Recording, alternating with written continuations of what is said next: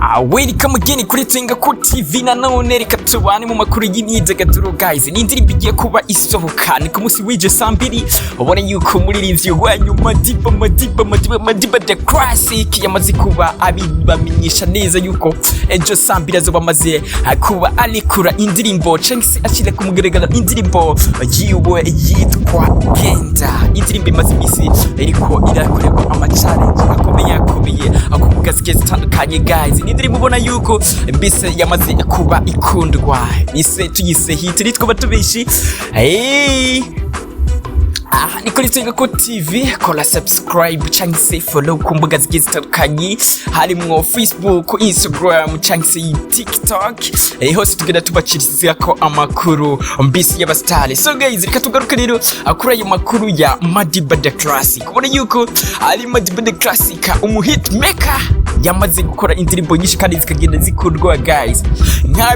Nk'ibisanzwe karibu dusesengura ino ndirimbo igiye kuba isohoka bayita Genda. Indirimbo ubona yuko ari nziza cyane, indirimbo y'urukundo mbise nyimba nawe warababajwe mu rukundo ngahano Madiba agusobanurire mbise ubone kubaho utigunze mbise ureke abagende. So guys, nk'ibisanzwe komijimbi aka mega speaker kuri za micro hariya nyine kuri mic ni mega speaker Jimbi aka Mr. Ndayavuga cyangwa se Mr. Ndabivuga. Aha rero ni kuri TWENGAKO TV nk'ibisanzwe.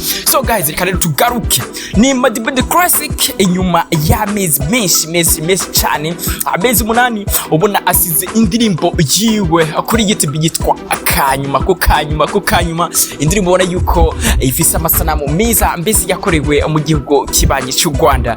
Ubona yuko agiye kongera kugaruka n'indirimbo nziza yitwa Genda. Indirimbo ubona yuko ari indirimbo ubona yuko ari umukobwa cyangwa se umuhungu yoba ababaza umukunzi wiwe cyane. Ni indirimbo ubona yuko igaruka mbese ku kababaro, ubona yuko k'umuntu yerekana mu gihe ari mu rukundo mbese batabasha kukwitaho. Ubona yuko ari indirimbo igaruka ku majambo ati nkwiye kukureka ukagenda, ati guhera mu gitondo nkandika message yinde kwandikira message mu gitondo ariko hakagira no ku mugoroba utanyishura ati ni kubera iki, ati cengiye kubivamo ndakurike ugende mbese nikomereze n'ubuzima bw'iwanje mbese sishaka je ko nzopfira mu nzu, ati umunsi umwe bohava bansanga nafiriye mu nzu, ati none ibi byose mu bitegwa niki, ati jewe nkwiye kukureka kagenda, ati ibi bintu sindobigumamo, ati ndo havasara cange bakanyugarana bakasika mu nzu bakasanga napfuye, ati runo rukundo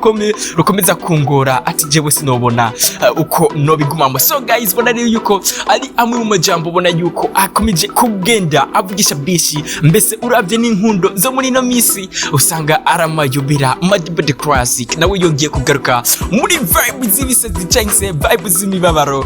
Ubona yuko akubwira ati Genda. Ni indirimbo rero ubona iriko ivugisha abantu bishi cyane gose guys. Ni indirimbo ubona ifise influence nini cyangwa se ifise comeback ihambaye kuri Madiba Tha Classic. Ubona yuko yaramaze igihe cy'amezi 8 ariko nyuma yaho hari indirimbo bakoranye ni n'umuririmvyi wo mu gihugu cya Tanzania ariwe Genda.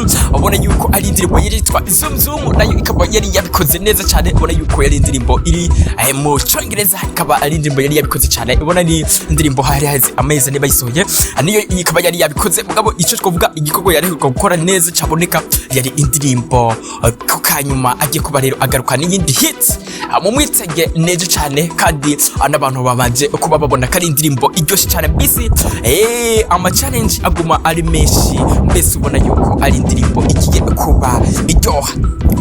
Ni indirimbo igiye kuba iryoha cyane gose. Reka turindira nejo saa 2 izuba yamaze gushika ku rubuga rwiwe Madiba Tha Classic. Komijimbi aka mega speaker Mr. Ndayavuga cyangwa se Mr. Ndabivuga. Dusubire mu yandi makuru y'imyidagaduro.